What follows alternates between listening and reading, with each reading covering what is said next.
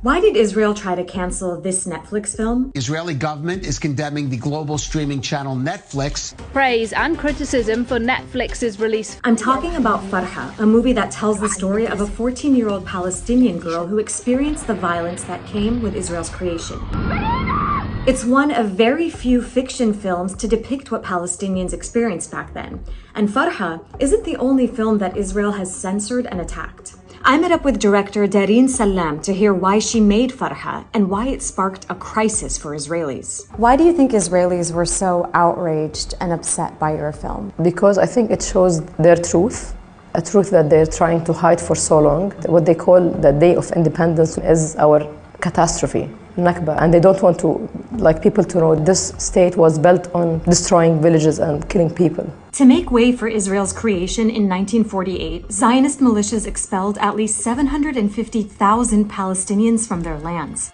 These militias also killed about 15,000 Palestinians in a series of mass atrocities and massacres. Palestinians refer to these events as the Nakba, meaning the catastrophe, and for them, the Nakba never ended.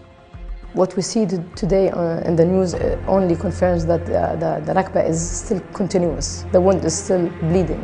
This is why when people tell me, why are you opening an old wound? I say that the wound is still bleeding and the Nakba is still continuous. It's still happening every day. It never stopped. You chose to hone in on one very specific story from the perspective of a 14-year-old girl. Why did you do that? I wanted to show a girl who had dreams like any other child, who had dreams to get an education, to live a normal life. She didn't choose to be part of this, but she was forced into all of this. خلي أروح على المدينة، أروح على المدرسة، يصير عندي شنطة، كشاكيل. When she gets very close to her dream, the war comes to her village.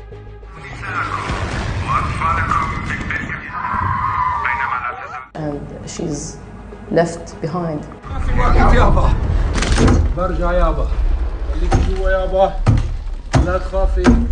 It looks very easy and simple, but it's heavy. She was deprived from her dreams and she's forced to grow up.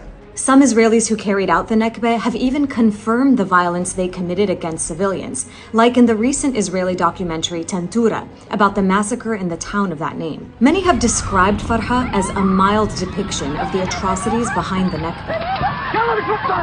But despite that, masses of Israelis boycotted the film and canceled their Netflix subscriptions ahead of its release on the platform. Some even called for the film to be removed from Netflix. They denied that the Nakba happened or that people were killed during the Nakba. Or Haganah soldiers, they were calling them the most moral army and denying this tragedy that happened to my grandparents and many, many people.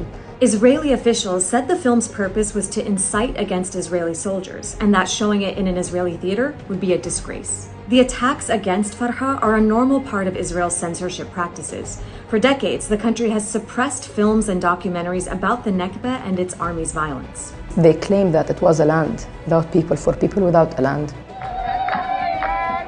And I wanted people to know that this land was with people that had lives and heritage and culture and everything. As a Palestinian, of course, I've heard so many stories about the Nakba and read so much, seen documentaries, but I had never seen anything like this. One of the audience once told me, even if you read about something or you hear about something, it's different.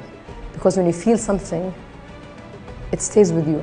I wanted the new generations to learn about this event. It's for the Palestinian cause. The old will die and the young will remember the film like Farha.